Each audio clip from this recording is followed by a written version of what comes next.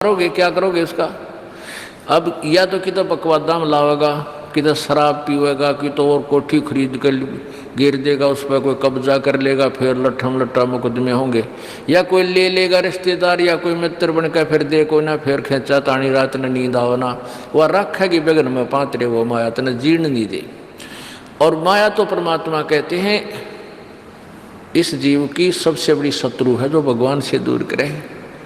अभी झूठे सुख को सुख मान लिया, कार कोठी होगी, बढ़िया व्यापार बिजनेस या कोई नौकरी होगी, तो भगवान से 100 कोस दूर है वो प्राणी। कोई एक आध पुण्यात्मा इसे प्रेरणा होकर आ जाता, वो तो फॉर एग्जाम्पल होते हैं।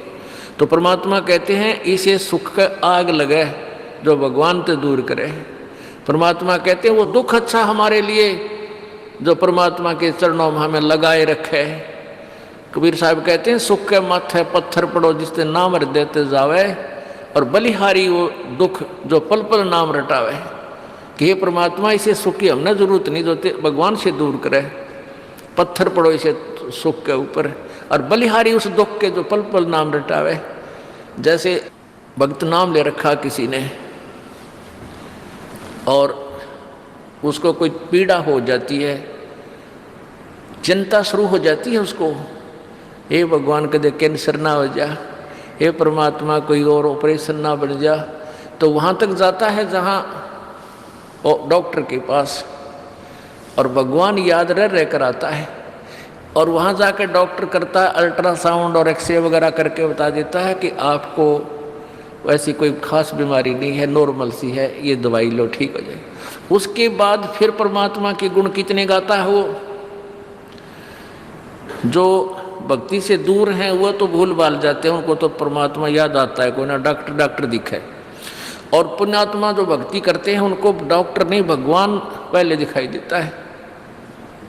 पुण्यात्मा आपके प्रारब्ध में, आपके संस्कार में मृत्यु है और कैंसर से है, और वो होगी, नाम ले रखा आपने, और डॉक्टर ने भी डिक्लेयर कर दिया कि कैंसर है भाई।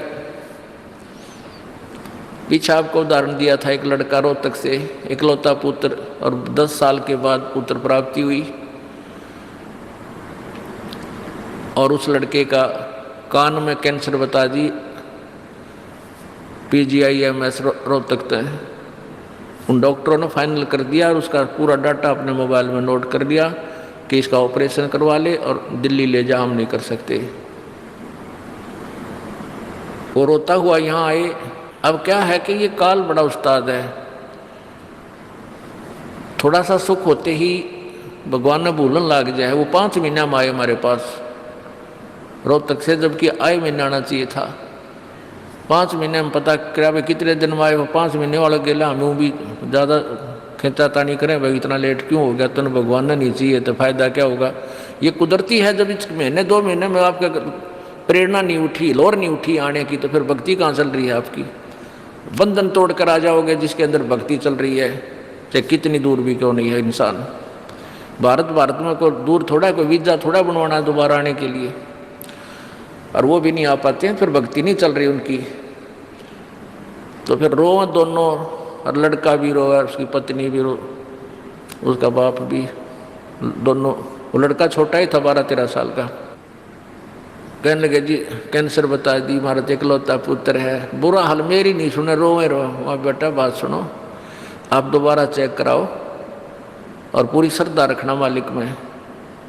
आप दोबारा ऑपरेशन कराने से पहले चेक जरूर करा लेना, ऑपरेशन नहीं मना करता मैं, और ऑपरेशन भी मालिक की दया से सफल होया करे इसी बूंदी बीमारी का। तो उनके यह बात जच गई, जानते डॉक्टर से कहा जी इसको ऐसे, वो रिपोर्ट दिखाई, और फिर कहा जी, वो डॉक्टर ने कहा अभी मैं दोबारा चेक कर लूँगा। मालिक प्रेरणा करता है कि एक बार चेक करना पड़ेगा, मैं ऑपरेशन करने से पहले चेकिंग फिर करूँगा। दोबारा चेक किया, उसने बताया इसके कोई कैंसर नहीं है, और कान की हड्डी बढ़ा है, और 6 महीना में एक बार दिखा जाइए, आप पर ठीक हो जाइए। अब पुण्यात्माओं, अब उस परिवार के को भगवान कितना प्यारा लगेगा, कितनी श्रद्धा बढ़ेगी। और आए महीने 2-2 चक्कर काटेंगे, तो इंसान तो होंगे, शैतान होंगे, तो फिर आपत्ति आओगी उन पर। भगवान से दूर होते ही फिर ये विरानमटी होगी। तो कहने का भाव ये है कि सुख के माथे पत्थर पड़ो जो ना मर देते जा, और बलिहारी उस दुख के जो पल पल नाम रटावे। संत शरण में आने से फिर आई टले बला, और जय मस्तक में सूली होवा कांटे में टल जा। ये मालिक की वाणी है, गलत नहीं हो सकती। इसका हम कितना लाभ उठा सकते हैं वो हमारी अपने अंतःकरण की जो है व्यवस्था के ऊपर डिपेंड करता है। हमारी कितनी भावना है, कितनी हमारी लगन है मालिक में। अब कुछ भक्त ऐसे भी आते हैं जी, हमें लाभ ना होया, पाठ भी करा लिया, जोत भी चढ़ा दी और 3 बार आ लिया, मैं ईसा डठोरा दिखाऊंगे, मेरा ऊपर जानो बहुत बड़ा, मुझे ही ज़्यादा आवश्यकता है, इसने कति नहीं।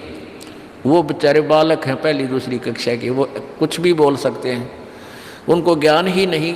और ऐसे लाखों लोग हैं जिनको निरे सुख हो लिए, तो परमात्मा तो वही है।